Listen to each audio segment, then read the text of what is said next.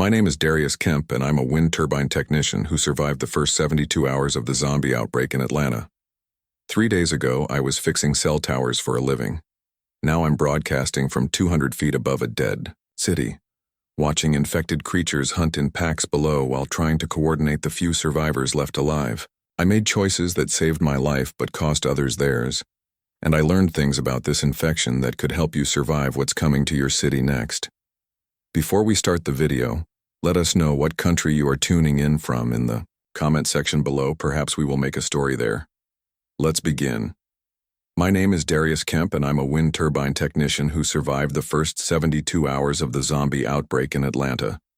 3 days ago, I was fixing cell towers for a living. Now I'm broadcasting from 200 feet above a dead city, watching infected creatures hunt in packs below while trying to coordinate the few survivors left alive. I made choices that saved my life but cost others theirs, and I learned things about this infection that could help you survive what's coming to your city next. If you're hearing this transmission, you're probably wondering how someone like me ended up in this position. I mean, wind turbine technicians aren't exactly the people you'd expect to be documenting the end of civilization. We're usually the guys you never think about, working on structures so tall that most people get dizzy just looking up at them. We fix the things that keep your lights on and your phones charged, and we do it hundreds of feet above your heads where one wrong step means certain death. But that's exactly why I'm still alive when so many others aren't. My job taught me to think vertically in a world where everyone else only thinks horizontally. When the infected started hunting, everyone ran to ground level, barricaded themselves in basements and first floors. They thought like prey. I thought like someone who spends half his life in the sky. Let me tell you how this all started, because the details matter. The timing matters. The small things everyone ignored, those matter most of all. Tuesday morning, October 15th, 2024. I remember the date exactly because I was annoyed about working overtime. The Atlanta Falcons were playing that night, and I wanted to catch the game. Funny how your priorities shift when the world ends beneath your feet. I grew up in Detroit, son of an auto plant worker who lost his job when the recession hit in 2008. Watching my dad struggle to find work taught me that you better have skills that can't be outsourced or automated. Turned out I had a gift for heights. Most people freeze up when they're more than 20 feet off the ground. Me, I felt more comfortable up there than I ever did in crowded rooms or office buildings. After high school, I got into industrial climbing. Started with cell towers, then moved into wind turbine maintenance when the renewable energy boom hit. Spent the last 12 years traveling between wind farms across the Midwest, living out of motels and my truck. The isolation suited me. I liked the solitude, the technical challenges, the fact that every day brought different problems to solve. Plus, the pay was good, really good. People will pay premium rates for someone willing to climb 300 feet into the air during a thunderstorm to fix something that's keeping their lights on. That morning started like hundreds of others. I woke up in a Hampton Inn near the airport, grabbed coffee and a breakfast sandwich from the lobby, and checked my work orders. Simple repair job on Tower 47, a cell tower serving the Hartsfield, Jackson area. The antenna array needed replacement hardware, probably corroded from the humidity we'd been having. Standard work, maybe 3 hours total. I figured I'd be done by lunch. I should have trusted my instincts about the water that morning. I filled my thermos from the bathroom tap like I always do, but when I took the first sip, something was off. It had this metallic taste, almost like pennies. In my line of work, you learn to pay attention to small details because they usually mean big problems. A loose bolt at 200 feet becomes a fatal equipment failure. A slight vibration in a cable means someone's about to take a very long fall. But I dismissed the water taste as old pipes or city treatment chemicals. That was my first mistake. The drive to the tower site took me through some rough neighborhoods south of the airport. I noticed more emergency vehicles than usual, but Atlanta's a big city. Emergency vehicles are just part of the background noise. What I should have paid attention to was the pattern. They weren't scattered randomly like you'd expect from normal calls. They were all heading in the same direction, toward the city center. When you work alone as much as I do, you develop a habit of cataloging details that most people miss. But even I didn't realize what I was seeing. Tower 47 sits on a fenced lot about 2 miles from the main airport terminals.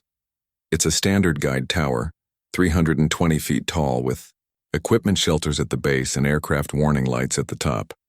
The client had reported intermittent signal dropouts affecting the northeast sector coverage, which usually means corroded connectors or damaged coaxial cable. I'd climbed this particular tower 6 times over the years, so I knew every bolt and cable run by heart. I parked my truck next to the equipment shelter and started my pre-climb inspection. This is where most people don't understand what we do. It's not just about strapping on a harness and going up. Every piece of equipment gets checked. Every safety system gets tested. You inspect the tower structure for damage, check weather conditions, review emergency procedures. One overlooked detail can kill you, and there's no second chances at 300 feet.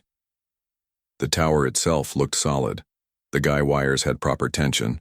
The bolted connections showed no signs of stress or corrosion, and the foundation looked stable. I suited up in my full safety gear, which includes a full-body harness, dual lanyards with shock absorbers, a rescue kit, and enough tools to handle whatever problems I might find up there. My radio was set to the local emergency frequency company, channel and airport control, standard procedure when working near an airport. The climb itself was routine for the first 100 feet. I use a technique called free climbing with fall protection, which means I climb the tower structure itself rather than using a mechanical lift. It's faster and gives you better access to all parts of the tower. Every 20 feet, I'd stop to rest and check my equipment. At each equipment platform, I'd do a visual inspection of the hardware and antennas. By the time I reached the 200-foot level, I had a perfect view of the entire Atlanta metropolitan area. This is one of the perks of my job that most people never get to experience.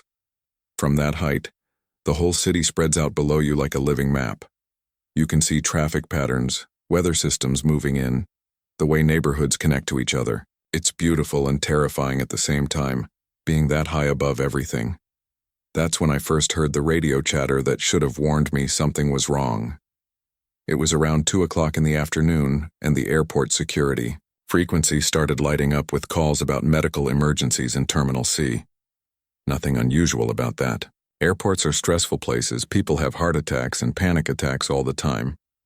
But the dispatcher kept using specific language that caught my attention. She kept saying aggressive patients instead of sick patients or injured patients. In emergency response, word choice matters. Aggressive implies something very different from sick. I continued working on the antenna array while monitoring the radio traffic. The corroded connectors were worse than the work order indicated, so I had to replace more hardware than planned. This meant I'd be up there longer than expected, but I wasn't complaining. The overtime pay would be nice, and the view was spectacular.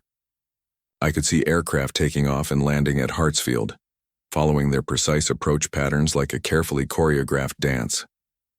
By 2:30, the radio chatter had intensified significantly. More medical emergencies now spreading to other terminals. Security was requesting additional ambulances, then additional security personnel. The airport police were getting involved. I started paying closer attention to what was happening below me, using my binoculars to scan the terminal buildings. That's when I saw the first ambulances arriving. Not one or two, but a convoy of them, sirens wailing and lights flashing. They weren't spread out across the airport like you'd expect from random medical calls. They were all converging on the same area, creating traffic jams in the emergency vehicle lanes. From my vantage point, I could see crowds gathering around the terminal entrances, but I couldn't make out specific details at that distance. The crowds were growing larger and more agitated. People were moving in ways that didn't look normal. Instead of the usual orderly flow of passengers, I was seeing chaotic movement, people running and pushing. Security vehicles were racing between terminals. More ambulances kept arriving, but I noticed something strange. The ambulances that had arrived first weren't leaving. They were just sitting there, surrounded by crowds of people. I tried to radio my dispatcher to report what I was seeing, but the company frequency was busy with other calls. This wasn't unusual during busy periods, so I continued my work while keeping one eye on the situation below. The antenna replacement was taking longer than expected because several of the mounting brackets had stress fractures that needed to be repaired before I could install the new equipment. By 3 o'clock, the situation at the airport had clearly escalated beyond normal medical emergencies. The radio traffic was becoming more urgent and confused. Security personnel were using codes I wasn't familiar with, and there were multiple calls for backup from different terminals simultaneously. The crowds I was watching through my binoculars had turned into mobs. People were pouring out of the terminal buildings in waves, not walking, but running, pushing, shoving. That's when I made the decision that probably saved my life. Instead of finishing my work quickly and getting down from the tower, I decided to take my time and observe what was happening. Something told me that understanding the situation might be more important than completing a routine maintenance job. I started keeping detailed notes of everything I was seeing, timing events and tracking patterns of movement. The dispatcher kept repeating the same useless advice on the emergency channels. Remain calm, seek medical attention, avoid contact with aggressive individuals. But you could hear the panic creeping into her voice with each transmission. She was reading from a script that didn't match what was actually happening. The authorities were as confused as everyone else. At 3:15, I watched a Delta Airlines employee in a blue uniform chasing a businessman across the tarmac below me. Even from 200 feet up, I could tell something was wrong with the way she was moving. It was jerky and predatory, like she was hunting rather than trying to help or communicate. When she caught him near a baggage cart, she didn't try to talk to him or restrain him. She attacked him, tearing into his neck with her teeth like a wild animal. I kept my binoculars focused on them, thinking I was witnessing some kind of psychotic break or drug-induced violence. The businessman struggled for maybe 30 seconds before going still. I assumed he was dead. I was wrong. I started timing what happened next because something told me the details would be important later. 12 minutes. That's exactly how long it took for the businessman to stop being dead and start being something else. He stood up, but not the way a living person stands up. There was no confusion, no checking for injuries, no looking around to understand what had happened. He just rose to his feet and immediately started scanning the area like he was hunting for something. When he spotted other people near the terminal, he began moving toward them with the same predatory motion I'd seen from the Delta employee. I watched this happen while continuing to monitor radio communications from emergency services across the city. Similar incidents were being reported from downtown Atlanta, Buckhead, Decatur, and other areas. The pattern was always the same. Aggressive individuals attacking others, victims appearing to die, then joining the attackers after a brief period. The 12-minute interval seemed consistent across multiple reports. By 3:30, I realized I was witnessing something that had never happened before in recorded history. This wasn't a riot or a terrorist attack or a chemical spill. This was some kind of infection that was spreading through direct contact, changing people into predators that retained enough intelligence to hunt effectively, but had lost everything that made them human. The power of my position became clear as the afternoon progressed. While everyone else was trapped at ground level, dealing with immediate threats and limited visibility, I had a perfect overview of how the infection was spreading. I could see the patterns, track the movement of infected groups, identify safe corridors and danger zones. This information would prove invaluable in the hours to come.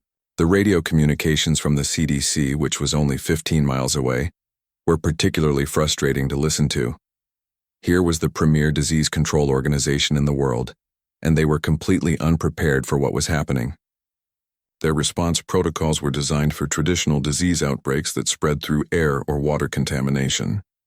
They had no framework for dealing with an infection that spread through violent contact and turned victims into additional vectors within minutes.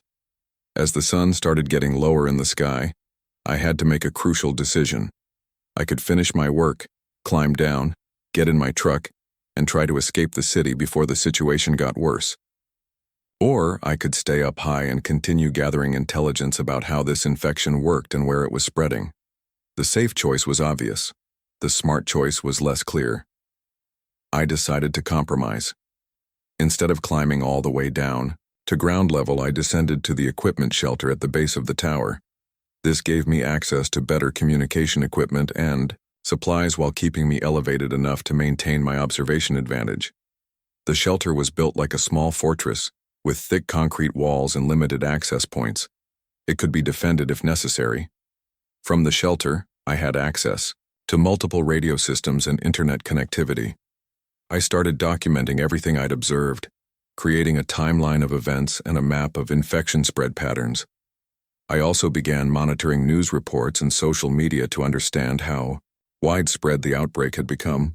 What I learned was terrifying. Atlanta wasn't alone. Similar outbreaks were being reported in major cities across the country. The sun was setting by the time I realized that the airport's emergency lighting system was actually making the situation worse. The bright lights were attracting infected individuals from miles around, drawing them to the airport complex like moths to a flame. I watched hundreds of them gathering at the perimeter fence, pressing against the chain-link barriers and climbing over each other to get closer to the light sources. This was when I first observed their pack behavior in detail. They weren't mindlessly wandering around like zombies in movies. They were coordinating their movements, working together to overcome obstacles, and showing problem-solving abilities that suggested they retained significant cognitive function despite their transformation. If they could learn and adapt, traditional survival strategies might not be effective against them. The last coherent radio transmission I received that night was from the National Guard. Atlanta is lost. Repeat. Atlanta is lost. All personnel fall back to Augusta. That message told me everything I needed to know about how quickly and completely our civilization had collapsed. In less than 8 hours, a major American city had been written off as unrecoverable. But I wasn't going anywhere. From my position, I could see everything. The infection patterns, the safe corridors, the buildings that were still secure. I had information that could help other survivors.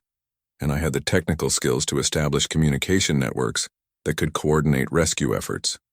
Someone needed to document what was happening. Someone needed to understand how the infection spread and how the infected behaved. Most importantly, someone needed to figure out how we might survive this and rebuild afterward. If we didn't learn from what happened in Atlanta, every city in America was going to burn just like this one, and from what I was seeing on the news and radio reports, we were running out of time to figure it out. The infected were learning, they were adapting, and they were spreading faster than anyone had imagined possible. The first day had been chaos and confusion. But as I settled in for what I knew would be a very long night, I realized that the real test was just beginning. The first 12 hours were just the beginning. By 4 o'clock that afternoon, I realized this wasn't just an airport problem or even just an Atlanta problem. The radio reports were coming in from every major city in the Southeast. Birmingham, Nashville, Jacksonville, Charlotte. The same pattern everywhere. Aggressive individuals, mass casualties, communication breakdown, and then silence. From my equipment shelter at the base of Tower 47, I had access to multiple communication systems that most people don't even know exist. Emergency services bands, airport control frequencies, military channels, even some encrypted government networks.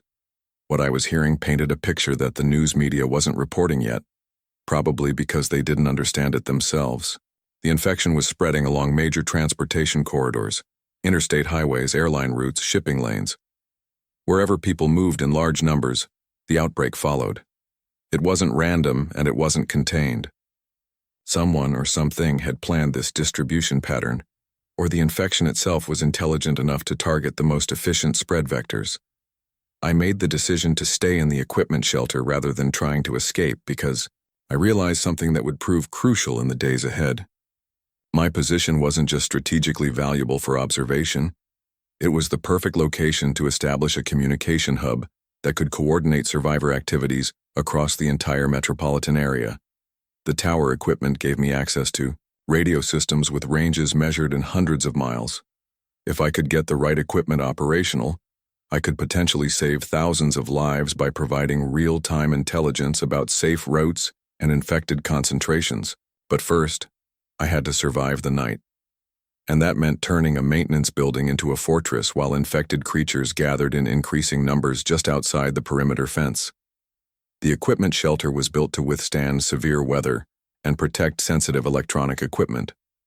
The walls were reinforced concrete 18 inches thick. There were only 2 entry points, a main door and an emergency exit, both of which could be secured with heavy steel bars. The structure had its own backup power system and climate control. It was designed to keep expensive equipment safe during hurricanes and ice storms. It would have to keep me safe during something much worse. I spent the remaining daylight hours reinforcing both entry points using materials I found around the tower site. Steel cable, concrete blocks, metal brackets, anything that could add layers of protection. My climbing equipment proved invaluable for this work. When you spend half your life rigging safety systems at dangerous heights, you learn to think creatively about how to secure and strengthen structures. The shelter had enough food and water for about 3 days if I rationed carefully. There were emergency supplies stored for maintenance crews who might be stuck on site during bad weather. Canned goods, energy bars, bottled water, basic first aid supplies. Not much, but enough to keep me alive while I figured out my next moves. More importantly, the shelter had comprehensive communication equipment, multiple radio systems, satellite uplinks, internet connectivity, and diagnostic tools. For the cellular network, I could monitor emergency services across the region, track news reports, and potentially contact other survivors if any communication networks remained operational. As the sun went down, the airport's emergency lighting system created a terrifying spectacle. The bright sodium vapor lights were drawing infected individuals from across the city. I watched them emerge from the tree lines, from abandoned vehicles, from buildings I'd thought were empty. They moved with purpose toward the light sources, not shambling randomly like movie zombies, but walking with the focused determination of predators following prey scent. By full dark, there were at least 300 of them pressed against the perimeter fence. They weren't just standing there passively. They were testing the barrier, pushing against weak points, climbing over each other to reach higher sections of the fence. Some of them were using tools, picking up rocks and debris to strike the chain link. This level of problem-solving ability meant they were far more dangerous than anyone realized. I started keeping detailed notes on their behavior patterns because I suspected this information would be crucial for anyone trying to survive long-term contact with them. They seemed to have retained most of their physical capabilities and basic reasoning skills, but their motivations had changed completely. Everything they did was focused on finding and attacking uninfected humans. The most disturbing observation was how they coordinated with each other. When one of them found a weak point in the fence, others would converge on that location. When they heard sounds from inside the airport complex, they would move as a group toward the source. They were communicating somehow, sharing information, and working together toward common goals. Around 10 o'clock, I witnessed something that changed my understanding of what we were dealing with. One of the infected, a woman in a torn business suit, approached the main gate and began manipulating the lock mechanism. Not attacking it or trying to break it, but actually attempting to operate it properly. She spent several minutes examining the lock, turning the handle, and testing different combinations. When that didn't work, she moved to the fence itself and began systematically testing each section for weaknesses. This wasn't mindless aggression. This was intelligent problem solving. If they could learn to operate simple mechanisms, they might eventually figure out more complex systems, doors, vehicles, maybe even weapons. The implications were terrifying but also valuable. Intelligence meant they could be predicted, studied, potentially outwitted. I established contact with several emergency services frequencies to report my observations, but most of the channels were either silent or filled with panicked, incoherent transmissions. The few organized responses I heard were evacuation orders and requests for military assistance. No OPE seemed to understand that this wasn't a riot or terrorist attack that could be suppressed with conventional tactics. The CDC emergency broadcasts were particularly frustrating. They kept repeating the same generic advice about seeking medical attention and avoiding contact with aggressive individuals. But their protocols were designed for traditional disease outbreaks. They had no framework for dealing with an infection that spread through violent contact and turned victims into additional threats within minutes. Around midnight, the power grid started failing in sections across the city. I could see it happening. From my vantage point, neighborhoods going dark in sequence as electrical substations were overrun or damaged. The airport's emergency generators kicked in automatically, maintaining power to critical systems, but this also meant the bright lights continued attracting more infected individuals. I made my first attempt to establish communication with other survivors using the tower's radio equipment. I broadcast on multiple frequencies, identifying myself and requesting contact from anyone who might be listening. The responses I received were heartbreaking. Isolated voices calling for help, families trapped in their homes, emergency workers cut off from their departments.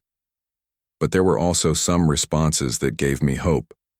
People who had found secure locations, groups that were organizing defense efforts, individuals with useful skills who were willing to coordinate survival activities. One of the most important contacts I made that night was with a nurse at Grady Hospital who had barricaded herself in a supply room on the 7th floor. She had observed the same 12-minute transformation interval I'd documented, and she'd noticed that the infected seemed to avoid certain chemical smells. Disinfectants, cleaning agents, anything with strong ammonia or chlorine scents appeared to confuse or repel them. This information was potentially crucial. If chemical deterrents could provide even temporary protection, it might give survivors enough time to escape or establish better defenses. I started cataloging every chemical product in the equipment shelter, testing which ones had the strongest odors and longest-lasting effects. Another valuable contact was with a group of police officers who had secured the downtown precinct building. They reported that the infected seemed to be more active during darkness hours, but they weren't sure if this was because they preferred nighttime hunting or because there were simply more opportunities to attack people who were trying to move under cover of darkness. I shared my observations about their coordination and problem-solving abilities, which prompted the officers to upgrade their security measures. They'd been treating the infected like drug-crazed rioters, but my intelligence convinced them to prepare for more sophisticated attacks. The most disturbing communication I intercepted was from a National Guard unit that had been overrun near the state capitol. The commanding officer reported that standard crowd control tactics were completely ineffective. Tear gas didn't affect the infected at all. Non-lethal weapons like tasers seemed to slow them down temporarily but didn't stop them. Even lethal force required precise targeting, because they continued attacking until they suffered massive trauma to the brain or spinal cord. This meant that military and law enforcement personnel were at a severe disadvantage. Their training and equipment were designed for dealing with normal human threats who would respond predictably to pain, fear, and authority. The infected felt no pain, showed no fear, and recognized no authority except their drive to spread the infection. As the night progressed, I began to understand the strategic importance of maintaining communication networks during this crisis. Information was becoming the most valuable resource for survival. Knowing where the infected were concentrated, which routes were still safe, where other survivors were located, which buildings offered the best defensive positions. All of this intelligence could mean the difference between life and death for people trying to navigate through the chaos. I spent several hours modifying the tower's communication equipment to establish what I called the Atlanta Survivor Network. Using multiple radio frequencies and internet relay systems, I created a coordination hub that could connect survivors across the metropolitan area. People could report their locations, request assistance, share intelligence about infected movements, and coordinate group activities. The response was immediate and overwhelming. Within hours of establishing the network, I was handling dozens of communications from survivors scattered across the city. Families trapped in apartment buildings, workers stuck in office towers, students barricaded in school buildings, shoppers hiding in retail stores. Each of them had pieces of information that helped build a comprehensive picture of how the outbreak was progressing. One of the most valuable pieces of intelligence came from a maintenance worker at the city water treatment plant. He reported that there had been a deliberate contamination of the primary water supply system 2 days before the outbreak began. Unknown individuals had introduced some kind of biological agent into the main distribution pipes. The metallic taste I'd noticed that morning was probably a chemical marker indicating the presence of the contamination. This explained the rapid spread pattern and the concentrated outbreaks in areas with high population density. Everyone who drank city water had been exposed to the infection agent. The violent attacks were just the trigger mechanism that activated the infection in people who were already carriers. If this information was accurate, It meant the outbreak was not accidental. Someone had deliberately engineered this biological weapon and deployed it with devastating efficiency, but it also meant there might be ways to counteract the infection if we could identify the specific agent and develop treatments. I shared this intelligence with medical personnel in my network, hoping someone with the right expertise could develop defensive measures. But most hospitals had been overrun within hours of the outbreak beginning. The few medical facilities still operational were focused on immediate survival rather than research and development. Around 4 o'clock in the morning, I made a decision that would shape everything that followed. Instead of using my position to plan an escape route out of the city, I committed to staying and building the survivor network into something that could actually fight back against the outbreak. This wasn't just about individual survival anymore. If the infection was spreading to other cities at the same rate it had consumed Atlanta, traditional government and military responses were going to be insufficient. We needed distributed intelligence, networks, local coordination hubs, and survivor communities that could operate independently of centralized authority. I had the technical skills, the strategic position, and the communication equipment to make this happen. But it would mean staying in an extremely dangerous location while the infection continued spreading. It would mean accepting responsibility for coordinating activities that could save or cost hundreds of lives. And it would mean gambling that organized resistance was possible against an enemy that had already demonstrated its ability to destroy civilization in less than 24 hours. The infected were still testing the perimeter fence when dawn approached. They'd spent the entire night probing for weaknesses, and I'd watched them learn from each failed attempt. They were getting smarter, more systematic in their approach. Some of them had started using tools more effectively, fashioning crude implements from debris to extend their reach or improve their leverage against the fence. This learning behavior confirmed my worst fears about what we were facing. These weren't mindless monsters that could be contained with simple barriers. They were intelligent predators that would continue adapting their tactics until they found ways to overcome any defensive measures we could develop. But intelligence also meant they could be studied, predicted, and potentially deceived. If we could understand their behavior patterns and communication methods, we might be able to develop strategies that used their own capabilities against them. As the sun came up on my second day in the equipment shelter, I realized that the real nightmare was just beginning. The first night had been about chaos and panic. The second day would be about learning the rules of this new world and figuring out how to survive in it. 36 hours ago, I was just another technician fixing communication equipment. Now I'm documenting the systematic destruction of human civilization from 200 feet above ground zero. The second day taught me that everything we thought we knew about this infection was wrong. These creatures weren't just mindless predators. They were learning, adapting, and coordinating their attacks with a level of intelligence that made them far more dangerous than anyone had realized. Dawn of the second day brought a horrifying revelation. As the sun came up, I could see the infected more clearly through my binoculars. Many of them showed signs of physical deterioration from their transformation, but their cognitive abilities seemed to be improving rather than declining.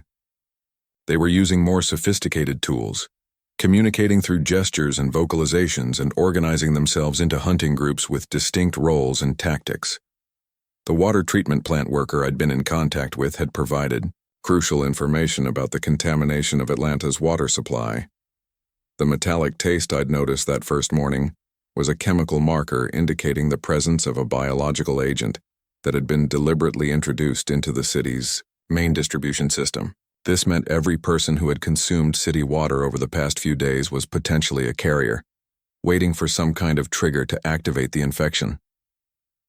I spent the early morning hours analyzing the infection patterns I'd observed and cross-referencing them with population density maps and water distribution networks.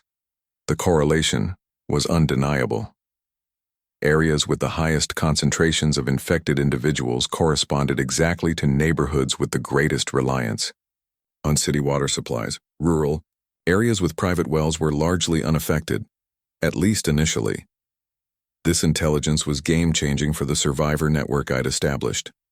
If we could identify safe zones based on water source mapping, we could guide people to areas where they were less likely to encounter large concentrations of infected individuals. More importantly, we could potentially predict where future outbreaks would occur as the infection spread to other cities. But first, I had to deal with an immediate crisis. The infected had spent the entire night testing the perimeter fence around my location, and their systematic approach was beginning to show results. They'd identified several weak points where the chain link was corroded or the posts were loose. More disturbing, they were beginning to use tools more effectively, fashioning implements from debris to extend their reach and improve their leverage. Around 8 o'clock in the morning, I witnessed something that fundamentally changed my understanding of what we were dealing with. A group of infected individuals approached the main gate in what could only be described as a coordinated assault. One of them distracted the others who were gathered at the fence while 3 others moved to specific positions around the gate mechanism. They weren't acting randomly or instinctively. They had developed a tactical plan and were executing it with military precision. The infected individual who was creating a distraction had clearly been chosen for that role because she was wearing bright clothing that attracted attention from the others. While they were focused on her, the other 3 began working on different components of the gate system. One attacked the hinges, another focused on the lock mechanism, and the third began systematically weakening the fence posts that supported the gate structure. I realized I was watching the emergence of specialized roles within their social structure. Some infected individuals were becoming scouts, others were developing into technical specialists, and still others were serving as coordinators who directed group activities. If this level of organization was developing after only 36 hours, what would they be capable of after weeks or months of continued evolution? The implications were terrifying, but also strategically valuable. Organization meant hierarchy, and hierarchy meant vulnerabilities that could be exploited. If we could identify the individuals who were serving as coordinators or specialists, targeting them might disrupt entire groups of infected. I immediately shared this intelligence with the survivor network, emphasizing the importance of observing infected behavior patterns rather than just focusing on immediate survival. The information prompted several groups to upgrade their defensive strategies and begin developing more sophisticated early warning systems. One of the most valuable contacts in my network was a former military communications specialist who had established a secure position in a downtown office building. He confirmed my observations about increased organization among the infected and reported similar developments in his area. More importantly, he had access to military radio frequencies and was monitoring government response efforts. The news he shared was not encouraging. Federal agencies were still treating this as a traditional disease outbreak and deploying resources accordingly. Quarantine protocols designed for infectious diseases were completely ineffective against an enemy that could breach containment through organized assault. Medical response teams were being overrun because they were approaching infected individuals as patients rather than hostile combatants. Even more problematic, military units were discovering that their standard engagement protocols were inadequate for dealing with enemies who showed no fear, felt no pain, and continued attacking until they suffered catastrophic physical damage. Soldiers trained to fight other humans were struggling to adapt to opponents who didn't respond to suppressive fire, couldn't be intimidated, and wouldn't retreat even when facing overwhelming force. I spent several hours that morning working on technical solutions to improve our defensive capabilities. Using the tower's electrical systems, I rigged motion sensors and proximity alarms around the perimeter of my location. I also began experimenting with ways to use the communications equipment as a weapon system, generating high-frequency signals that might disorient or repel the infected. The motion sensor system proved immediately valuable.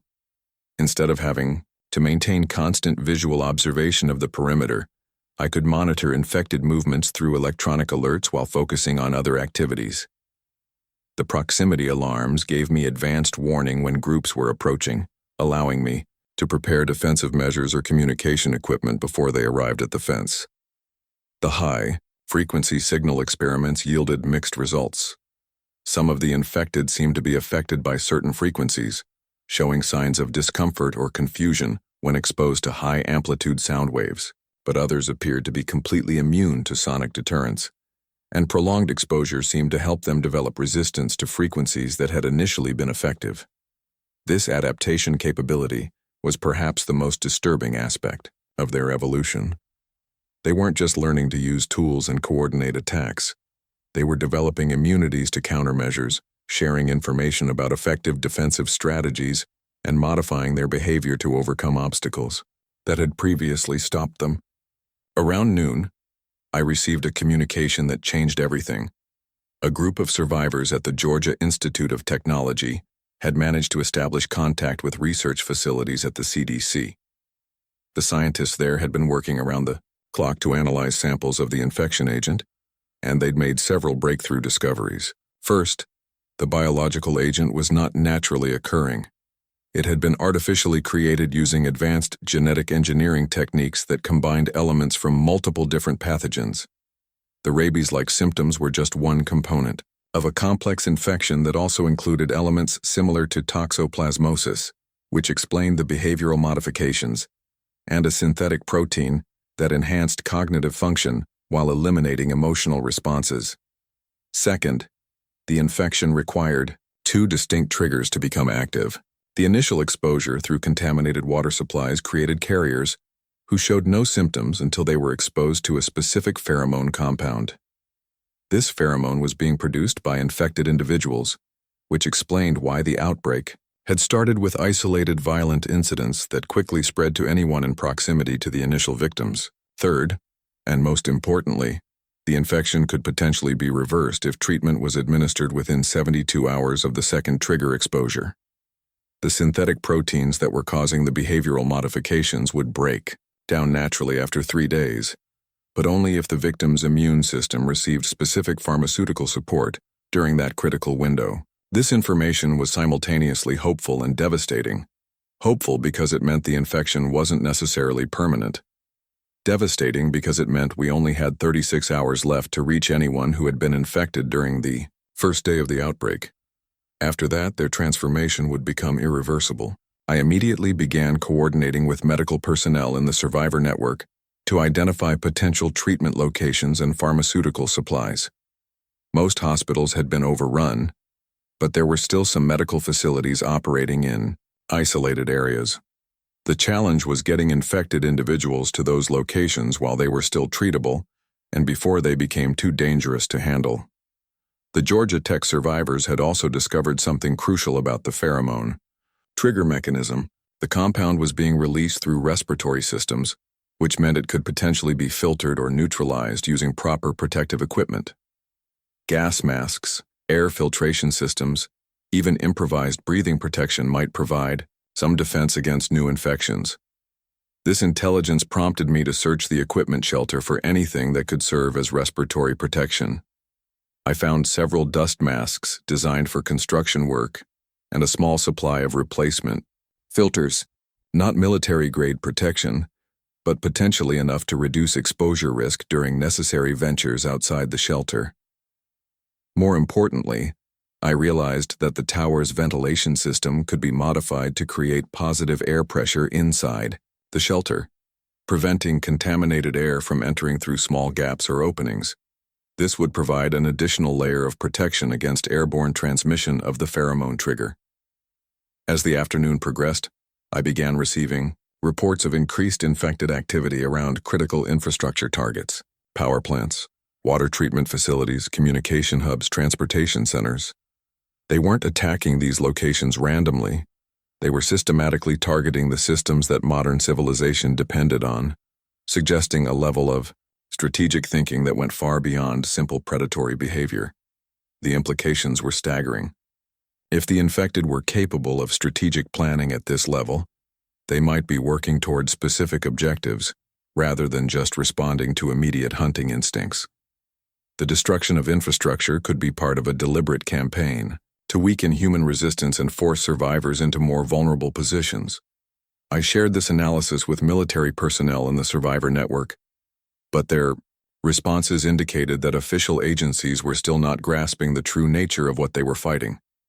Commanders were treating infrastructure attacks as collateral damage from chaotic violence, rather than recognizing them as components of an organized campaign. This disconnect between official response and actual threat assessment was becoming a critical vulnerability in our defensive efforts. Resources were being allocated based on traditional emergency management protocols that assumed we were dealing with natural disasters or conventional terrorist attacks. But we were actually facing an enemy that was actively studying our response patterns and adapting their tactics to exploit our assumptions. Around 4 o'clock that afternoon, I had my first close encounter with the infected since the outbreak began. A group of them had been working systematically to breach the perimeter fence, and they'd finally succeeded in creating an opening large enough for one individual to squeeze through. The infected person who entered the compound was a young man, probably in his 20s, wearing the uniform of an airport security guard. But his behavior was unlike anything I'd observed from a distance. Instead of immediately attacking or trying to break into the equipment shelter, he began a methodical reconnaissance of the entire area. He examined the tower structure, tested the strength of various cables and supports, investigated the backup power systems, and spent considerable time studying the communications equipment that was visible through the shelter windows. His movements were deliberate and analytical, as if he was gathering intelligence for a future assault rather than looking for immediate victims. This reconnaissance behavior confirmed my worst fears about their evolving capabilities. They weren't just becoming better hunters. They were developing into strategic intelligence gatherers who could assess defensive capabilities and identify vulnerabilities for future exploitation. I maintained radio silence during this encounter, not wanting to reveal the extent of my communication capabilities to what was clearly a scouting mission. But I documented everything I observed, timing his activities and noting his areas of focus. If they were gathering intelligence on my position, I needed to understand what information they were collecting and how they might use it. After approximately 40 minutes, the infected scout moved back toward the fence opening and rejoined the group outside the perimeter.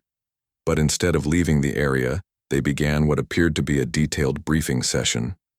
The scout gestured toward different parts of my facility while the others listened and occasionally responded with their own gestures and vocalizations. They were developing a language, not just coordinating through instinct or simple signals, but actually communicating complex information about reconnaissance findings and tactical planning.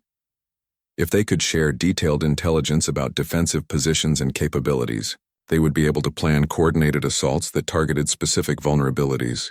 I realized that my position, while strategically valuable for communication and observation, was becoming increasingly dangerous as the infected developed more sophisticated attack capabilities.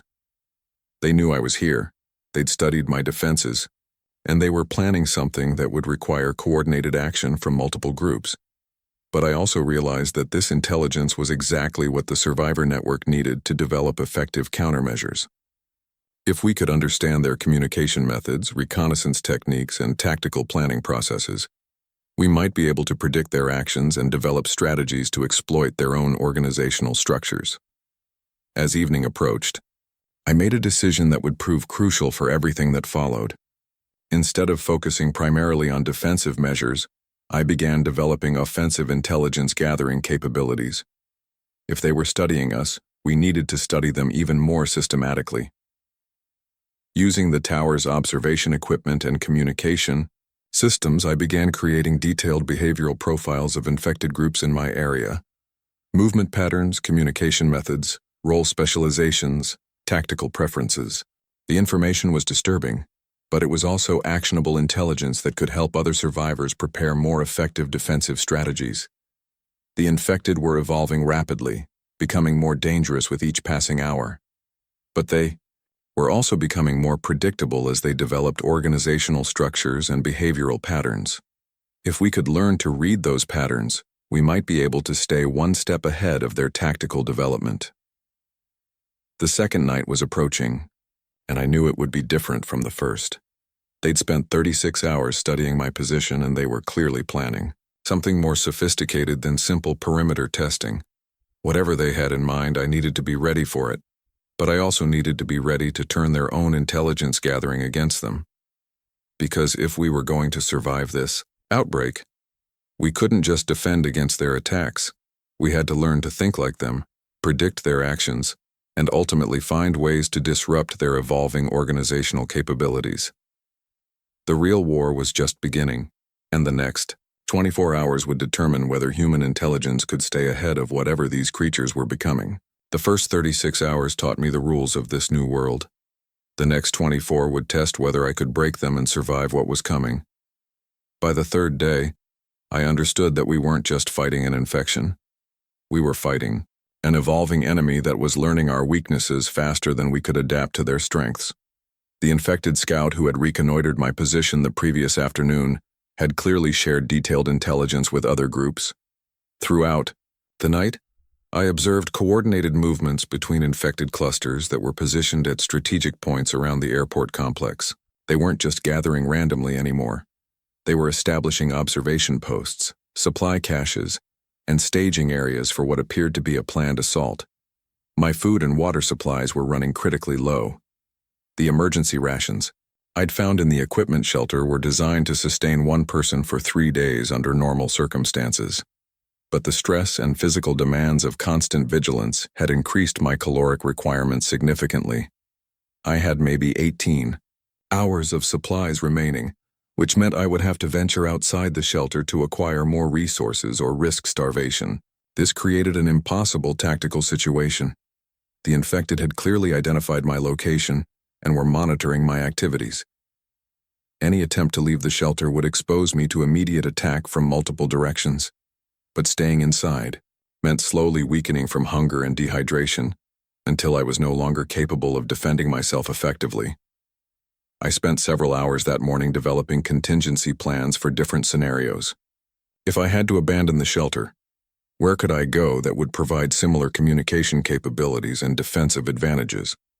If I had to venture outside for supplies, what routes would minimize exposure to infected groups?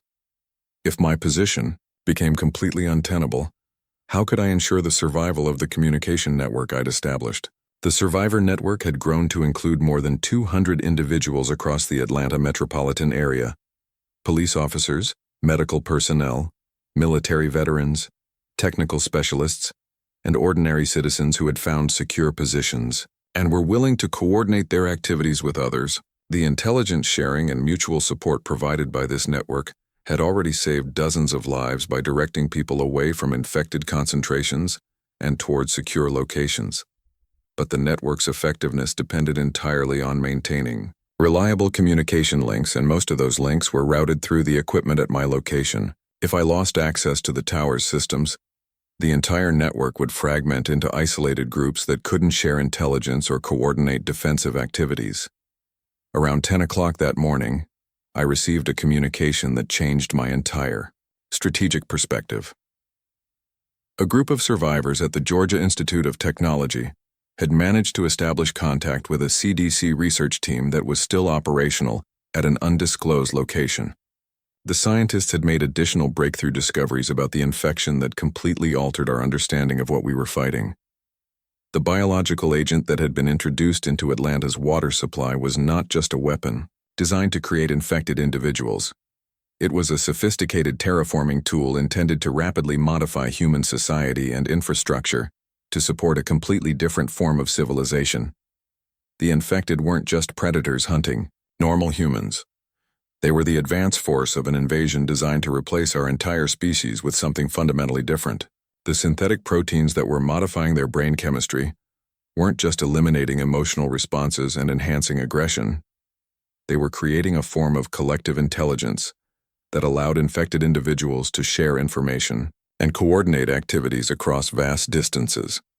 What I'd observed as improved organization and tactical planning was actually the emergence of a distributed consciousness that could process information and make decisions at superhuman levels of efficiency. This explained their rapid tactical evolution and their ability to coordinate complex operations involving hundreds of individuals across multiple locations. They weren't just learning to work together. They were becoming components of a single, vastly intelligent entity that could analyze our defensive capabilities and develop countermeasures faster than we could implement them. The CDC researchers had also discovered that the 72-hour treatment window I'd mentioned earlier was actually a deliberate feature of the infection. The synthetic proteins were designed to become permanent after 3 days, but during those first 72 hours, infected individuals retained enough of their original consciousness to serve as intelligent sources about human defensive capabilities and weaknesses. Every person who had been infected during the first day of the outbreak had spent their final hours of humanity unconsciously transmitting detailed information about our survival strategies, communication networks, and resource locations to the collective intelligence that was coordinating the invasion. The infected scout who had reconnoitered my position wasn't just gathering intelligence for a local attack. He was feeding information into a distributed database that could be accessed by infected groups across the entire region. This revelation was simultaneously terrifying and strategically valuable. If the infected were operating as components of a collective intelligence, conventional military tactics would be largely ineffective against them. But collective intelligence systems also had specific vulnerabilities that could be exploited if we understood their communication and coordination mechanisms. I immediately began sharing this intelligence with military personnel in the survivor network, emphasizing the need to completely rethink our defensive strategies. Instead of treating infected groups as separate threats, we needed to understand that we were fighting a single highly intelligent enemy that could coordinate simultaneous attacks across multiple locations while adapting its tactics in real time based on our responses. The military communications specialist I'd been working with confirmed that official response efforts were still based on traditional containment and suppression strategies. Federal agencies were deploying resources as if they were dealing with civil unrest or terrorist activities rather than recognizing that they were fighting the opening phases of an interspecies war. This strategic misunderstanding was having catastrophic consequences for organized resistance efforts. Military units were being defeated, not because they lacked firepower or training, but because they were fighting an enemy whose capabilities and objectives they completely misunderstood. Every tactical failure was providing the collective intelligence with additional information about our military capabilities and limitations. Around noon, I made the decision that would define everything that followed. Instead of continuing to focus on individual survival, I committed to using my position and resources to establish a strategic intelligence network that could coordinate resistance activities across the entire southeastern United States. The tower's communication equipment gave me access to radio systems with ranges measured in hundreds of miles. If I could establish contact with survivor groups in other cities, we could share intelligence about infected capabilities, coordinate defensive strategies, and potentially develop offensive operations that could disrupt their collective intelligence systems. But implementing this strategy would require me to significantly increase my radio transmissions, which would make my location much easier for the infected to pinpoint and attack. It would also require me to venture outside the shelter to access additional communication equipment that was stored in other parts of the tower complex. I spent several hours that afternoon preparing for what I knew would be the most dangerous mission I'd attempted since the outbreak began. I needed to reach the equipment storage areas at the base of the tower to retrieve additional radio systems and antenna components. The distance was only about 50 yards, but it would require crossing open ground while potentially dozens of infected individuals were positioned to observe and intercept any movement from my location. My climbing equipment would be crucial for this mission. Instead of trying to cross the compound at ground level, I planned to use cable systems to move between buildings at elevated positions where the infected would be less likely to anticipate my movements. The tower's guy wire systems extended to anchor points that were positioned near the storage areas, providing potential routes that would minimize ground-level exposure. I also prepared defensive countermeasures using the chemicals and tools available in the equipment shelter. The CDC research had indicated that certain chemical compounds could disrupt the pheromone communication systems that the infected used for coordination. I mixed improvised deterrent solutions using cleaning agents and industrial solvents that might provide temporary protection during the mission. Before beginning the mission, I established contact with multiple survivor groups to coordinate my activities with their schedules. If the infected were operating as a collective intelligence, they might respond to my actions by launching simultaneous attacks against other locations in the network. By coordinating our timing, we could potentially minimize the overall risk to the survivor community. The mission began around 4 o'clock in the afternoon. when solar activity would provide maximum interference with any electronic surveillance systems the infected might have developed. I used my climbing equipment to ascend to the guy wire attachment points and began moving horizontally toward the storage areas using techniques I'd developed for working on cable systems at extreme heights. The infected were definitely monitoring my movements, but their responses were different from what I'd expected. Instead of immediately converging on my position, they maintained their observation posts, while what appeared to be a smaller group moved to intercept me at the storage area. This suggested they were confident in their ability to capture me and wanted to minimize the risk of damaging whatever equipment I was trying to retrieve. This tactical approach confirmed the collective intelligence analysis. They weren't just trying to eliminate me as a threat. They were trying to capture me alive so they could extract information about the survivor network and our communication capabilities. If they could access my knowledge about survivor locations and defensive strategies, they could potentially eliminate organized resistance across the entire region in a coordinated assault. I reached the storage area without direct contact, but I could see infected individuals positioning themselves at all potential escape routes. They'd clearly anticipated my mission and had prepared a containment strategy that would allow them to capture me without risking damage to the communication equipment I was retrieving. The storage area contained exactly what I needed to establish long-range communication networks. Multiple radio systems, antenna components, signal amplifiers, and power supplies that could operate independently of the main tower systems. But retrieving this equipment would require multiple trips between the storage area and my shelter, providing several opportunities for the infected to execute their capture strategy. I decided to modify my approach based on what I'd learned about their tactical planning. Instead of trying to avoid contact completely, I would create a situation that forced them to choose between capturing me and protecting their own strategic positions. If I could make the cost of capturing me higher than the value of the intelligence they hoped to extract, they might decide to eliminate me rather than risk their broader operational objectives. Using the chemical deterrents I'd prepared, I created a series of diversionary incidents designed to disrupt their coordination systems. The chemical compounds seemed to interfere with their pheromone communication, causing confusion and reducing their ability to coordinate complex maneuvers. This provided the openings I needed to retrieve the essential equipment and return to my shelter. But the mission also revealed something crucial about their capabilities. When their pheromone communication was disrupted, individual infected showed signs of reverting to more basic behavioral patterns. They became less coordinated, less strategic, and more vulnerable to conventional defensive measures. If we could develop ways to consistently disrupt their communication systems, we might be able to fragment their collective intelligence into smaller, more manageable threats. I immediately shared this intelligence with the survivor network, emphasizing the potential for chemical warfare tactics against their coordination systems. Several groups reported success using similar approaches, confirming that pheromone disruption could be an effective strategy for local defensive operations. The additional communication equipment allowed me to establish contact with survivor groups in Birmingham, Jacksonville, and Charlotte. The reports I received painted a consistent picture of coordinated invasion activities across the entire Southeast. The infected weren't just responding to local opportunities. They were implementing a regional strategy that involved simultaneous attacks on critical infrastructure and organized resistance groups. More disturbing, the survivor groups in other cities reported that infected individuals were beginning to show signs of technological adaptation.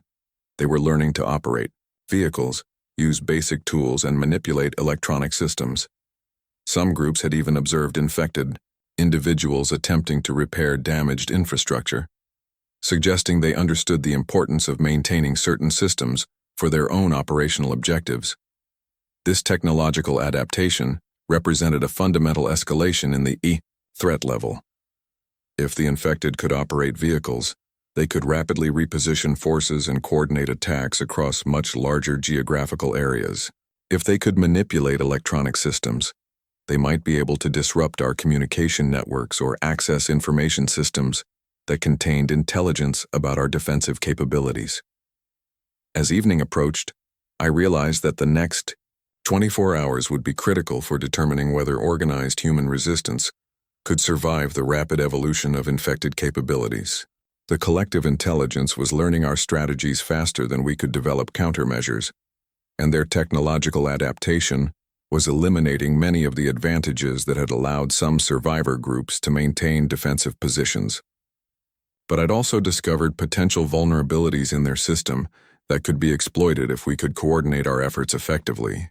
The chemical disruption of their pheromone communication created opportunities for tactical victories, and their reliance on collective intelligence made them vulnerable to information warfare tactics that could feed false intelligence into their coordination systems.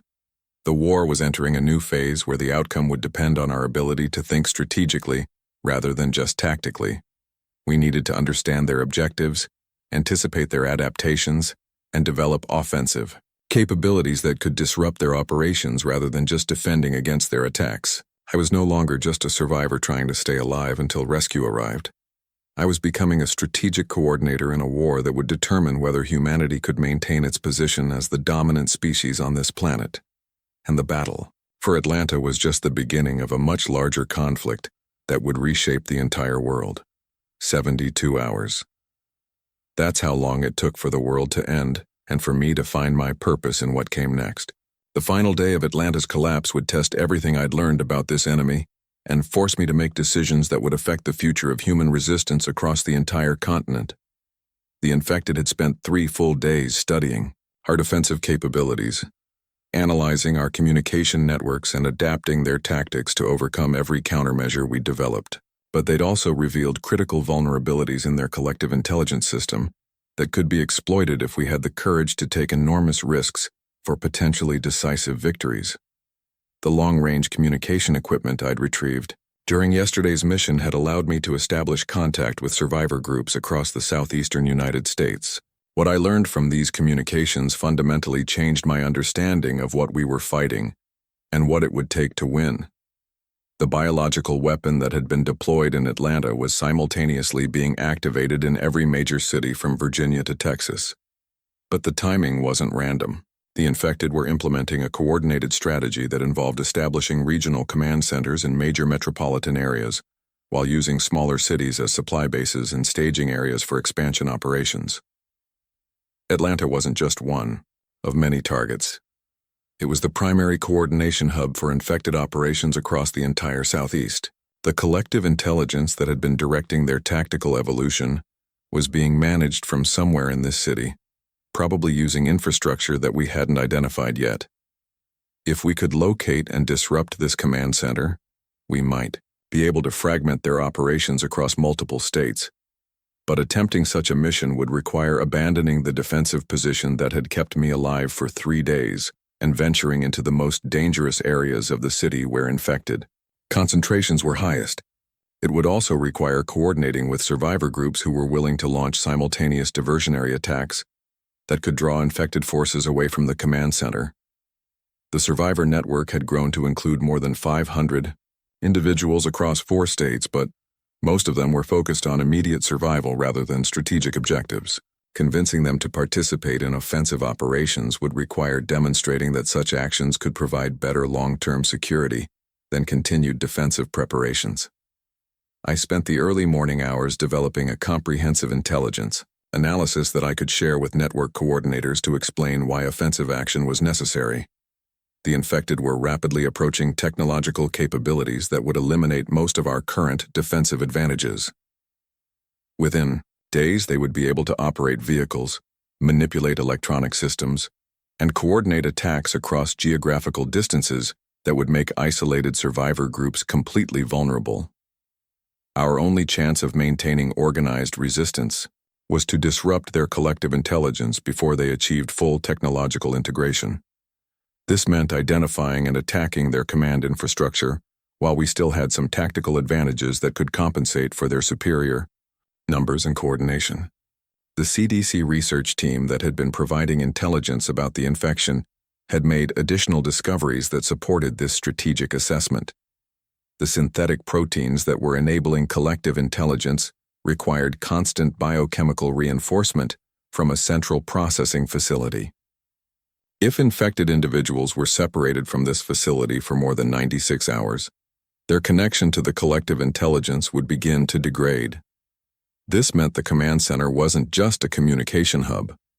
It was a biological facility that was producing the chemical compounds necessary to maintain the collective intelligence network. Destroying this facility wouldn't just disrupt their coordination. It would gradually reduce infected individuals to more basic behavioral patterns that could be managed using conventional defensive strategies. The facility was most likely located near the original water treatment plant, where the biological weapon had been introduced into Atlanta's water supply. This area had been one of the first to show signs of infection, and satellite imagery indicated significant modifications to existing infrastructure that were consistent with biological processing requirements.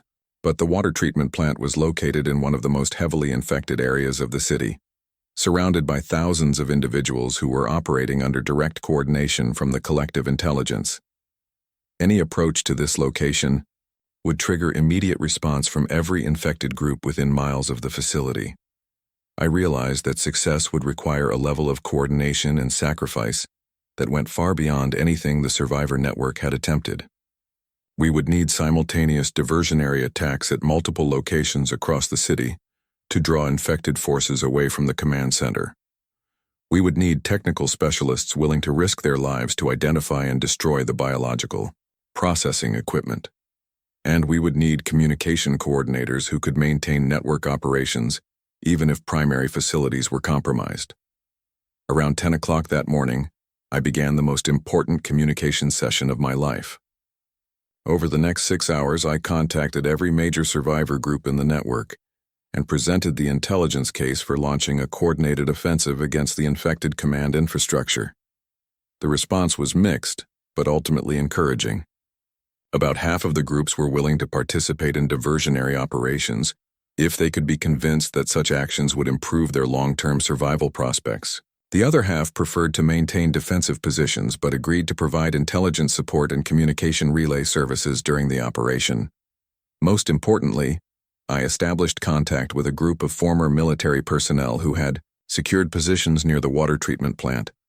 They confirmed the presence of extensive modifications to the facility and reported unusual electromagnetic activity that was consistent with biological processing operations. They also reported that infected individuals in their area showed higher levels of coordination and tactical sophistication than groups in other parts of the city. These military veterans were willing to attempt a direct assault on the facility if they could be provided with detailed intelligence about the layout and defensive positions, but they emphasized that such an attack would be essentially a suicide mission unless we could provide substantial diversionary support to draw infected forces away from the area. The plan that emerged from these discussions was audacious and dangerous, but it represented our best chance of disrupting infected operations before they achieved full technological capabilities. Multiple survivor groups would launch coordinated attacks on infected concentrations across the city at precisely 6 o'clock that evening. These attacks would be designed to appear threatening enough to draw significant response forces, but not so ambitious that they would result in unnecessary casualties. While infected forces were responding to these diversionary attacks, the military group near the water treatment plant would assault the biological processing facility. Their objective would be to identify and destroy the equipment that was producing the synthetic proteins necessary for collective intelligence coordination. Meanwhile, I would remain at my communication post to coordinate the timing of all operations and maintain contact with survivor groups that weren't directly participating in the assault. If the primary attack failed, I would guide the survivors to extraction points and help coordinate subsequent defensive operations. The technical challenges of coordinating simultaneous operations across a city where most communication infrastructure had been compromised were enormous. I had to establish relay stations, backup communication protocols, and emergency contingency procedures that would allow the network to continue functioning even if primary coordinators were eliminated. I also had to prepare for the possibility that the infected collective intelligence would recognize our coordination activities and launch preemptive attacks against communication facilities. The increased radio traffic necessary to coordinate the operation would make my location much easier to target, and the infected had already demonstrated their ability to plan sophisticated assaults against strategic positions. By mid-afternoon, Everything was in position for what would either be a decisive victory for human resistance or a catastrophic failure that would eliminate organized opposition to the infected expansion. Every participant understood that we were gambling the survival of the entire survivor network on a single coordinated operation, but we also understood that failing to act would simply result in slower but equally certain elimination as the infected continued to evolve and develop capabilities that would make resistance impossible. This was our moment to fight back, while we still had advantages that could compensate for their superior numbers and coordination. The diversionary attacks began exactly at 6 o'clock that evening. Survivor groups across Atlanta launched simultaneous operations against infected concentrations at shopping centers, office complexes, and transportation hubs. These attacks were carefully designed to appear significant enough to require major response efforts while avoiding locations where success would require excessive casualties. The infected response was immediate and massive. Within minutes of the first diversionary attack, infected groups throughout the city began moving toward the threat locations in coordinated formations that demonstrated the full extent of their collective intelligence capabilities. Thousands of individuals moved with military precision toward predetermined positions while maintaining communication links that allowed real-time tactical adjustments. But the diversionary attacks also revealed something crucial about their operational priorities. The infected were willing to abandon defensive positions around critical infrastructure to respond to perceived threats against their general population. This suggested that the collective intelligence valued the preservation of infected individuals over the protection of specific facilities. The military assault on the water treatment plant began 20 minutes after the diversionary attacks, when infected response forces were fully committed to other locations. The attack team approached the facility using underground utility tunnels that provided concealment from surface observation, while avoiding the main defensive positions that the infected had established around the perimeter. I maintained constant communication with the assault team as they moved through the facility, providing intelligence about infected positions and helping them navigate toward the areas where biological processing equipment was most likely to be located. The facility had been extensively modified with equipment that was clearly designed for large-scale chemical synthesis and distribution. The assault team identified the primary processing center in a converted warehouse building that had been connected to the original water treatment infrastructure.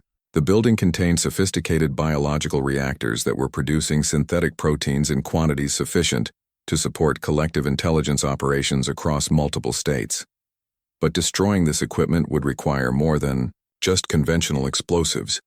The biological reactors were protected by automated defense systems that appeared to be controlled by the same collective intelligence that was coordinating infected operations throughout the region. Disabling these systems required technical expertise that went beyond the capabilities of the assault team. That's when I made the decision that would define the rest of my life. Instead of remaining at my communication post, I decided to join the assault team and use my technical skills to disable the biological processing systems. This meant abandoning the communication hub that had been coordinating resistance activities across 4 states, but it also meant taking direct action to eliminate the source of infected coordination capabilities. I descended from the tower using my climbing equipment and made my way across the city using routes that had been cleared by the diversionary attacks. The journey took nearly 2 hours and required avoiding multiple infected patrols that were moving between different tactical positions. When I reached the water treatment facility, the assault team had established a defensive perimeter around the biological processing building, but hadn't been able to penetrate the automated defense systems. The technical challenges were even more complex than we'd anticipated, requiring not just the destruction of physical equipment but the disruption of computerized control systems that were managing the entire operation. Using my experience with industrial electrical systems, I was able to identify the primary power distribution network that was supporting the biological reactors. But simply cutting power wouldn't be sufficient, because the facility had multiple backup systems that would maintain critical operations even during extended outages. The solution required a more sophisticated approach that would overload the control systems while simultaneously disrupting the chemical processes that were producing the synthetic proteins. This meant coordinating electrical disruption with chemical contamination of the biological reactors using materials we could acquire from other parts of the facility. The technical operation took nearly 3 hours while infected forces throughout the city were beginning to recognize that the diversionary attacks were part of a larger coordinated operation. By the time we began the final phase of destroying the biological processing equipment, infected groups were converging on our location from multiple directions. But we'd already achieved the primary objective.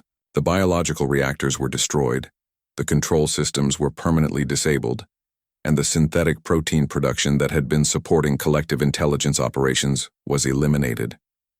Within hours, infected individuals throughout the region would begin losing their connection to the central coordination system.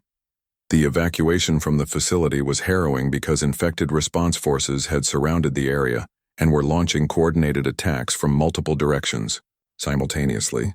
But the diversionary operations were still drawing significant numbers away from our location, and the loss of collective intelligence coordination was already beginning to affect their tactical effectiveness.